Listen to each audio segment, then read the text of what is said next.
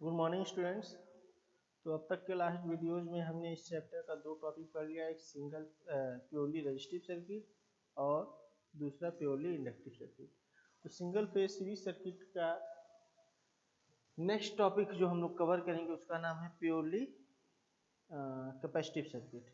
तो उसके बारे में आज डिस्कस करेंगे। तो प्योरली कैपेसिटिव सर्किट में मतलब एक ऐसा सर्किट जिसमें केवल कैपेसिटिव एलिमेंट हो, उसमें और कोई दूसरा एलिमेंट ना हो। तो जब उसको हम एसी सप्लाई पे कनेक्ट करेंगे तो उसका बिहेवियर क्या होगा, मतलब उसमें पावर कितना कंज्यूम होगा, उसका फेज डिफरेंस कितना होगा सप्लाई वोल्टेज सप्लाई करंट के लिए, और उसका इक्वेशंस इंस्टेंटेनियस इक्वेशन क्या होगा वोल्टेज के रिस्पेक्ट में करंट के रिस्पेक्ट में। ये सारी चीज़ें इसमें हम लोग आज स्टडी करेंगे। तो हम लोग स्टार्ट करते हैं नेक्स्ट टॉपिक।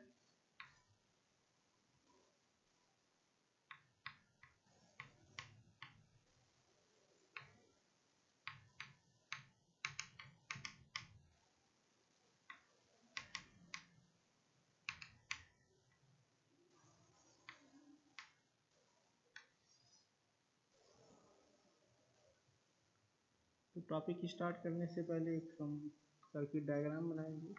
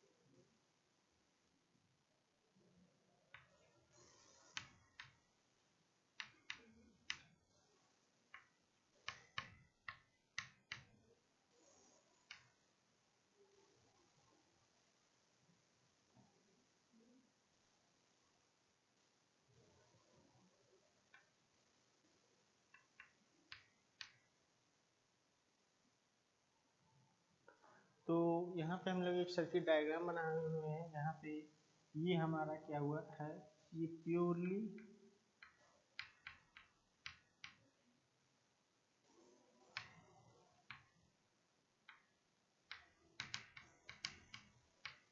कैपेसिटिव एलिमेंट है जिसका कैपेसिटेंस कैपिटल सी कहलाएगा, जिसके कैपेसिटेंस को कैपिटल सी से डिनोट करेंगे।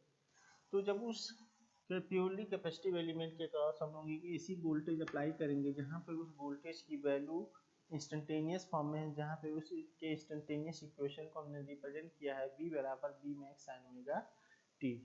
तो V max sine omega T apply होने के बाद क्या होगा, यहाँ से इस इंस्टेंटेनियस ये इंस्टेंटेनियस इक्वेशन अपनी किस फॉर्म में है, एसी फॉर्म में। तो इसके थ्रू एक करंट फ्लो करने लगेगा इस प्योरली कैपेसिटिव एलिमेंट के थ्रू। उस कैपेसिटिव एलिमेंट का नेचर कैसा होगा, वो भी एसी होगा। तो उस प्योरली कैपेसिटिव एलिमेंट का नेचर एसी होने के कारण करंट भी एसी नेचर का होगा। तो करंट की वैल्यू क्या होगी उस टाइम, उसको जानने के लिए हम लोग ये ध्यान देंगे कि कैसे कैलकुलेट करेंगे। तो कैलकुलेट करने से पहले ये भी ध्यान देना है कि जब ये करंट इस प्योरली कैपेसिटिव एलिमेंट के क्रॉस पास होता है तो यहाँ पे चार्ज डेवलप हो जाते हैं, प्लस माइनस कर करके, ठीक। तो उस चार्ज को हम लोग किससे डिनोट करते हैं, चार्ज को Q से डिनोट करते हैं, चार्ज को Q से डिनोट करते हैं। तो वो जो चार्ज Q होता है, तो ये जो प्लस माइनस होता है, इसके क्रॉस का जो वोल्टेज ड्रॉप होगा वो किसके क्रॉस, उसी अप्लाइड वोल्टेज V के क्रॉस होने वाले ड्रॉप के बराबर होगा, ठीक। तो चार्ज Q बराबर हमको पता है V नोड एट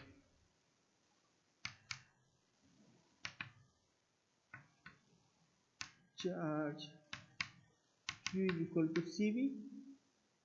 क्लियर है, V node eight charge Q is equal to CV।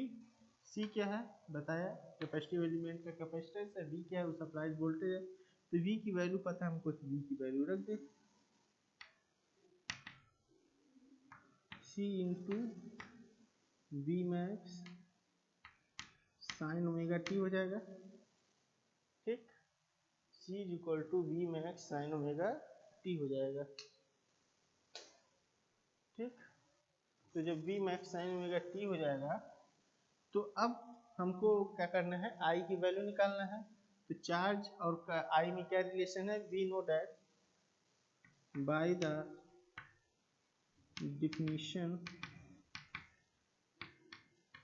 of current, current का डिफिनीशन क्या है, the rate of flow of charge is known as current, the rate of flow of charge is known as current. तो current I is equal to d q by d t हो जाएगा। अब बात करेंगे I is equal to d by d t, और Q की value क्या है, यहाँ लिखे हम लोग C into V max sine omega t. ठीक, अब नेक्स्ट स्टेप में I इक्वल टू क्या हो जाएगा, सी वी मैक्स बाहर आ जाएगा। तो सी वी मैक्स जब बाहर आ जाएगा तो D by d T sign omega t हो जाएगा।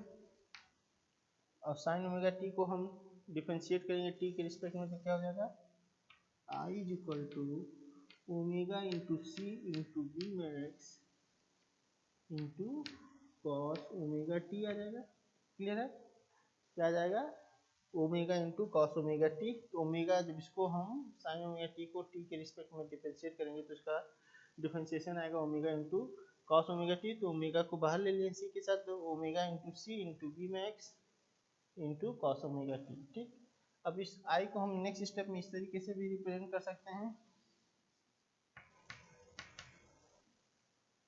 We max upon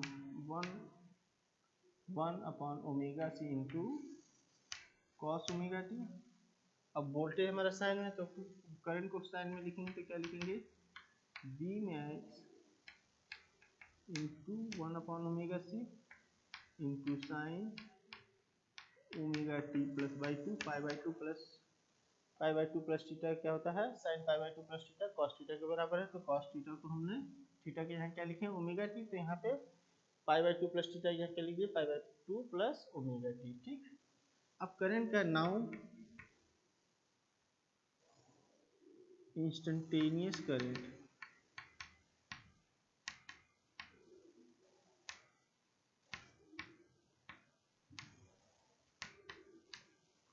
for this circuit क्या जाएगा, I is equal to I max, instantaneous current का इक्वेशन ये लिखते हैं, I is equal to I max sine कि यहाँ क्या है, यहाँ पे omega t plus pi by two. ठीक, तो अब देखेंगे कि जब हम स्टैंडर्ड फॉर्म में लिखते हैं तो यहाँ पे क्या लिखते हैं, आई मैक्स। तो आई मैक्स यहाँ पे क्या है, वी मैक्स, तो यहाँ पे हमको बताना भी पड़ेगा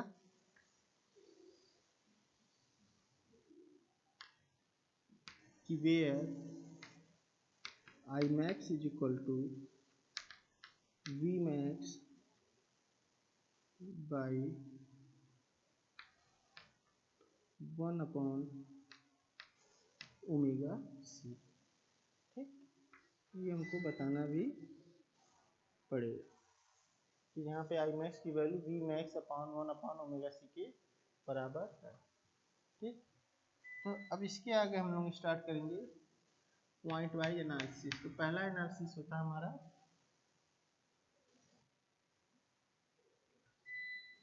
कैपेसिटिव रिएक्टेंस, जिसको डिनोट करेंगे हम लोग एक्ससीसी। ठीक, तो इसको आगे बढ़ाने से पहले आप लोग इस पे एनालिसिस पूरा कर लें, ताकि इतने मैटर समझने के बाद हम उस पर आपको कुछ डिस्कस करें तो क्लियरली आपको समझ में आए। इतना 5 से 10 मिनट आप एनालिसिस कर लिए, फिर आगे आपसे हम डिस्कस करते हैं।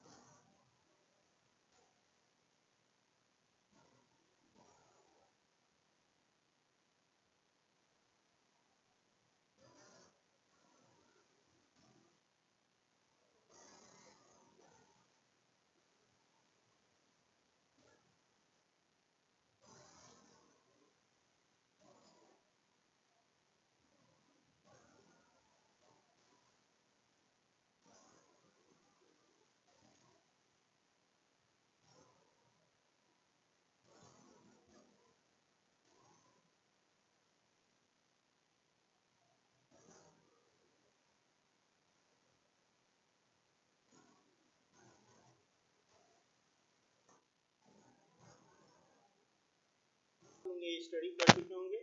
अब हम बात करेंगे कैपेसिटिव रिएक्टेंस पे। ठीक, तो कैपेसिटिव रिएक्टेंस क्या होता है, तो यहाँ देखेंगे द टर्म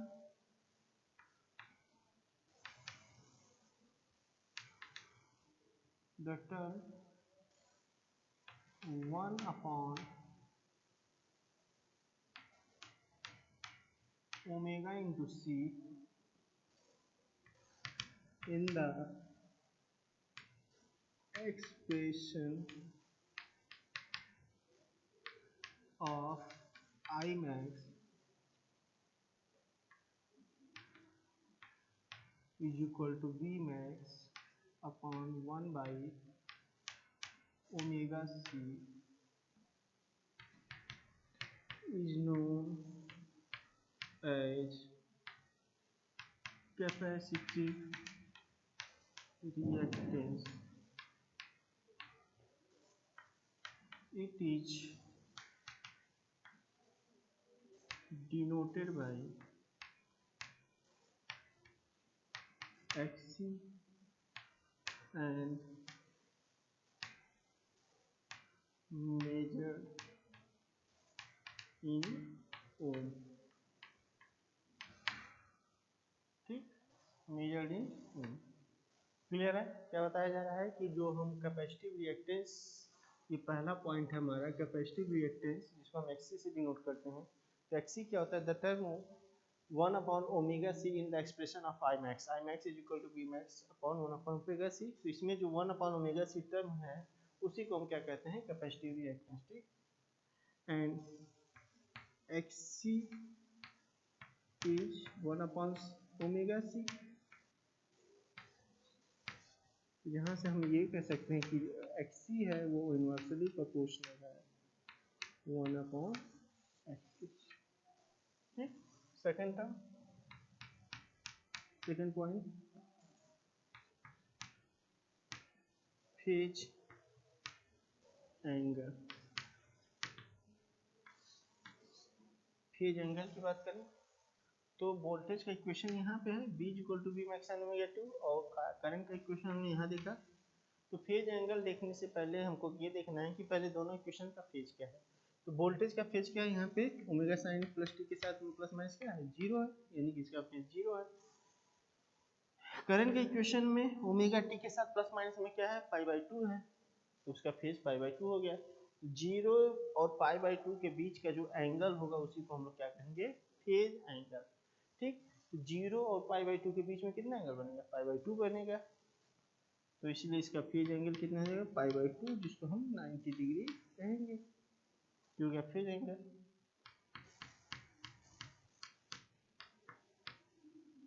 तीसरा फेजर डायग्राम। तो फेजर डायग्राम को ड्रॉ करने के लिए आपको बताया गया था कि फेजर नाम एक ऐसा ग्राफिकल रिप्रेजेंटेशन है जिसमें दो या दो से ज़्यादा अल्टरनेटिंग क्वांटिटी को रिप्रेजेंट करते हैं, उनके मैग्नीट्यूड के साथ साथ उनके पोजीशन को भी किसी एक रेफरेंस फेजर के रिस्पेक्ट में। तो कोई एक रेफरेंस फेजर उन्हीं में से कोई एक होगा। जैसे यहाँ पे दो अल्टरनेटिंग क्वांटिटी है, वोल्टेज एक करंट, इनमें से एक को रेफरेंस फेजर ले लेंगे और जो अदर होगा उसको उसके रिस्पेक्ट में ड्रॉ कर देंगे, और ड्रॉ करने के बाद जो भी ग्राफिकल रिप्रेजेंटेशन तैयार होगा उसी को हम क्या कहेंगे, फेजर डायग्राम। तो मान लीजिए वोल्टेज को अगर हम रेफरेंस लें तो रेफरेंस वाले लाइन को हमने बताया था हॉरिजॉन्टली ड्रॉ कर देते हैं। ठीक, ये ड्रॉ हो जाएगा। अब इसके बाद आपको क्या करना है, करंट को रिप्रेजेंट करना है। तो करंट कहाँ जाएगा, तो करंट देखेंगे कि इसका फेज जीरो पे है और इसका phase plus pi by to पे, प्लस पाई बाई टू पे, यानी कि कहाँ जाएगा, हमने आपसे बताया था रेफरेंस लाइन के अगर हम ऊपर चलेंगे तो पॉजिटिव एंगल बनाएंगे और रेफरेंस लाइन के नीचे चलेंगे तो निगेटिव एंगल बनाएंगे। ये क्या बनाएगा, निगेटिव एंगल नीचे और ऊपर पॉजिटिव एंगल। तो प्लस पाई बाई टू दिखाना है तो प्लस पाई बाई टू कहाँ दिखाएंगे, ऐसे चलेंगे पाई बाई टू कहाँ बनेगा, यहाँ बनेगा कहीं, तो इसको दिखा देंगे पाई बाई टू और 90 डिग्री, और ये क्या होगा, करंट। ये जगह फेजर डायग्राम। ठीक, तो इस फेजर डायग्राम में आपको क्या देखने को मिल रहा है कि जो सप्लाई करंट आई है, supply current I leads by leads by supply voltage small b by pi by 2 और 90 डिग्री। बस मतलब इस फेजर डायग्राम से हम ये कह सकते हैं कि जो सप्लाई करंट आई है वो अपने सप्लाई वोल्टेज से कितना लीड कर रहा है, पाई बाई 2 या तो 90 डिग्री। ठीक, तो अब इसके बाद हम लोग बात करेंगे इंस्टेंटेनियस पावर पर। इंस्टेंटेनियस पावर को पढ़ने के लिए इधर का हम रफ कर देते हैं ताकि इसको हम आगे बता सकें। बस आपका जो मेनली है ये करंट का इक्वेशन, यहीं पे हम इसके साथ नोट कर ले रहे हैं।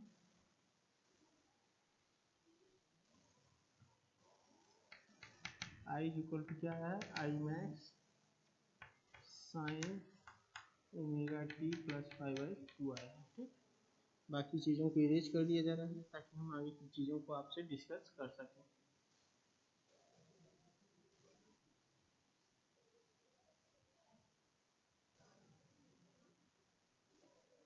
चौथा पॉइंट हम पढ़ेंगे क्या, 3 पॉइंट पढ़ चुके, चौथा पॉइंट पढ़ेंगे आप इंस्टेंटेनियस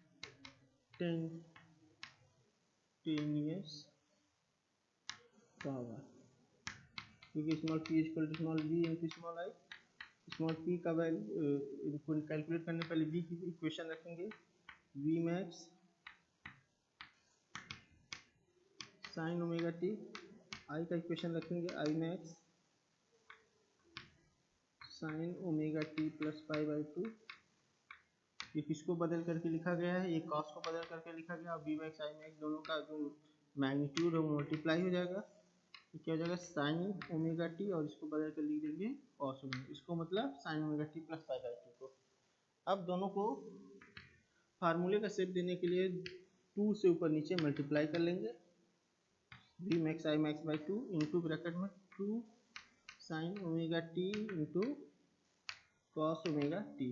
तो 2 sine omega t into cos omega t, किसका formula, 2 sine into cos A किसके बराबर होता है, साइन 2a के, तो उससे रिप्लेस कर देंगे, V max I max by 2 into sine 2 omega t हो जाएगा साइन 2a के हिसाब से। ठीक, ये p बराबर हो जाएगा,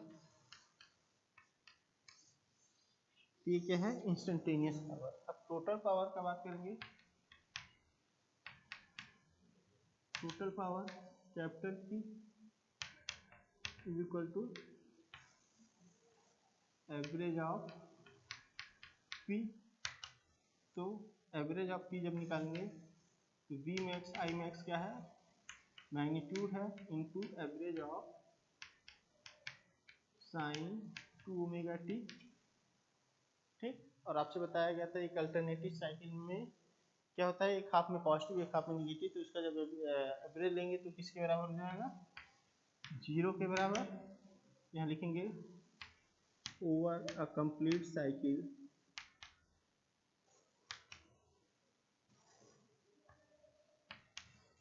cycle of sine 2 omega T,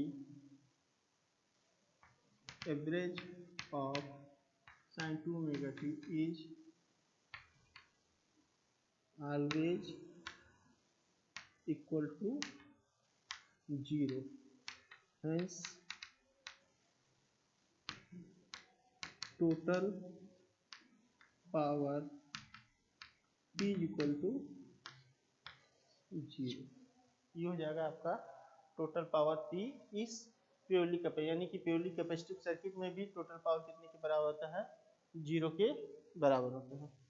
इतनी चीज़ों के एनालिसिस कर लीजिए, इसके बाद हम आपको बताएंगे वेव फॉर्म के बारे में। ठीक, तो ये पहले देख लीजिए कि पावर कैसे निकला, ये पावर यहाँ स्टार्ट हुआ है, बाकी 3 पॉइंट वहाँ डिस्कस किए गए हैं आपसे। ठीक, तब तक देखते हैं।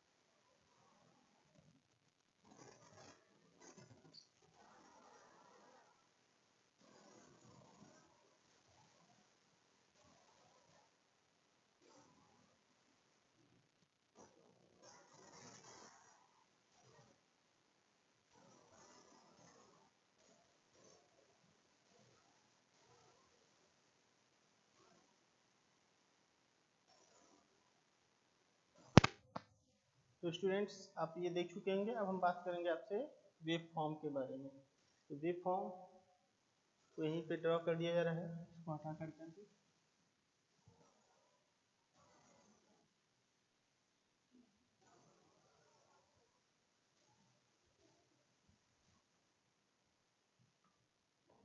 तो नेक्स्ट एंड लास्ट पॉइंट 5वां नंबर वाला, वेव फॉर्म। ठीक, वेव फॉर्म को जब ड्रॉ करेंगे तो पहले हम एक्स और वाई एक्सिस बना लेंगे। ओमेगा टी एक्स एक्सिस पे होगा और जिसके रिस्पेक्ट में ड्रा करेंगे वो वाई एक्सिस पे होगा। तो ओमेगा टी पे 0 पॉइंट कहाँ होता है, यहाँ होता है ओमेगा टी, और जहाँ एक्स और वाई एक्सिस जहाँ एक दूसरे को कट करते हैं।